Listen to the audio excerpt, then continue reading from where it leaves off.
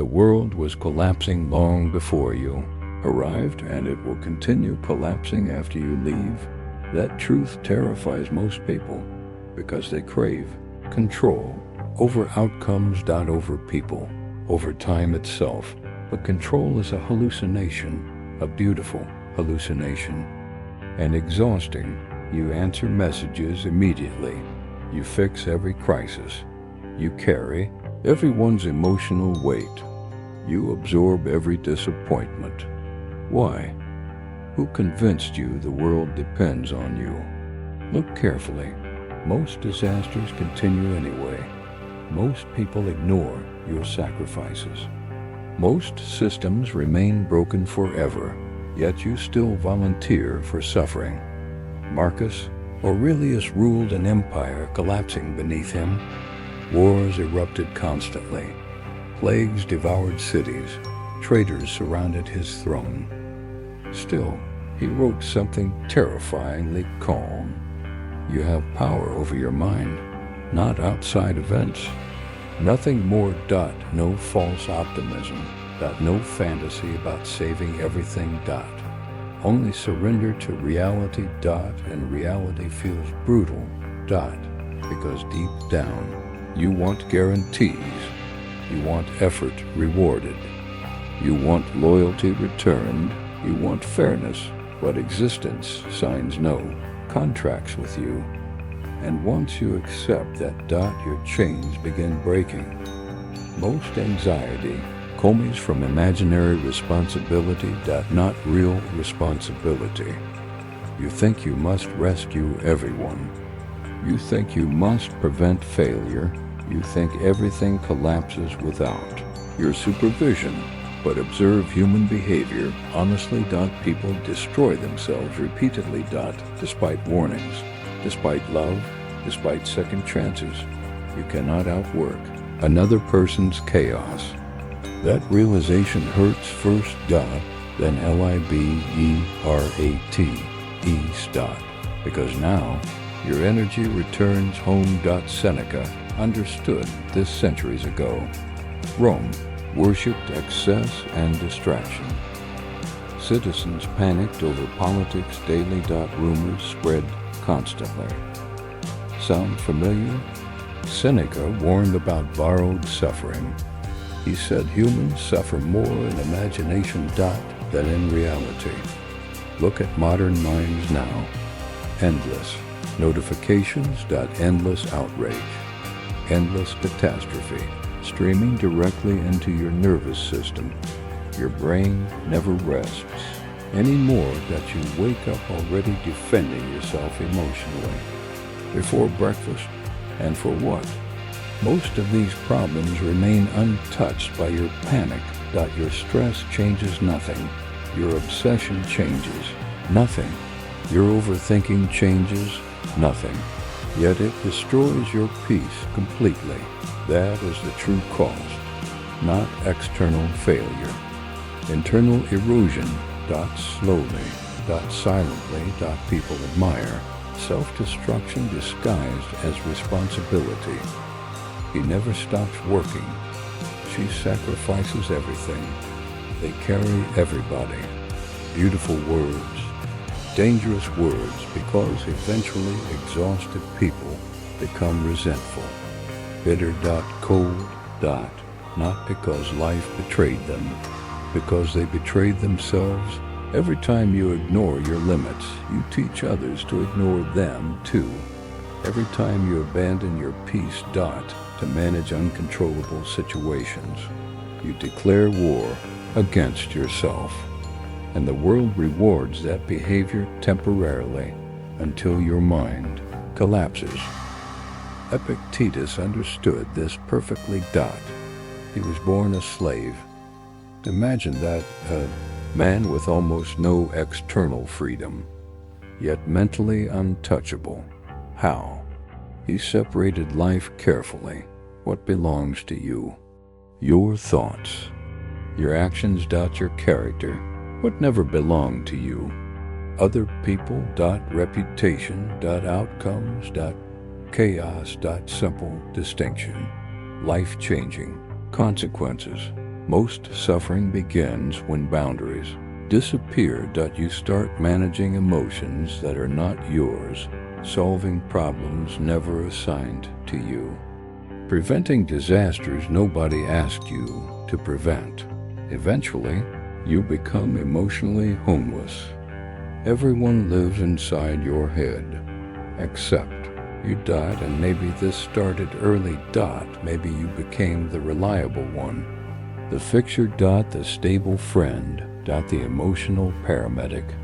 People praised you for it, but secretly, you were terrified. Terrified of disappointing others, terrified of rejection, terrified of becoming unnecessary. So, you learned dangerous survival patterns. Overgiving, over-explaining, over-controlling. Not from strength, from fear. Modern psychology explains this clearly now. The brain craves predictability. Control feels safe. Uncertainty feels threatening. So humans invent rituals of emotional control. Constant checking, constant wearying. Constant fixing. But uncertainty never disappears. You only become addicted to managing it. That addiction drains your soul. Look around carefully. The calmest people are not controlling everything. They simply stopped wrestling reality constantly. There is profound power in allowing consequences. Let people misunderstand you. Let situations unfold naturally. Let failure teach lessons you cannot teach verbally. Why must you interrupt every collapse? Some bridges deserve burning. Some relationships deserve ending. Some people require consequences. Not because you hate them, because reality educates better than rescue. This does not mean becoming cruel, it means becoming selective. Compassion without boundaries becomes self-destruction. You can love people deeply without carrying their entire existence. You can care without drowning. And that changes everything. Because suddenly silence returns. Your nervous system softens. Your thoughts slow down. Your identity separates from external chaos. You stop monitoring every reaction. Every opinion, every possibility. You stop begging reality for permission to relax, and strangely, life improves afterward. Not externally first, internally first. You become harder to manipulate, harder to provoke, harder to emotionally blackmail. Why? Because peace stopped depending on outcomes. That terrifies controlling people around you. They preferred the exhausted version of you. The endlessly available version. The guilty version. But now, you pause before reacting. You walk away easier. You protect your mind carefully. That is not selfishness. That is adulthood. Marcus Aurelius faced betrayal repeatedly. Yet he remained composed. Not because pain vanished, because attachment weakened. He understood something modern people still resist. The world keeps spinning without your interference. Meetings continue. People adapt. Crises evolve naturally. And, surprisingly, many problems solve themselves when ignored temporarily.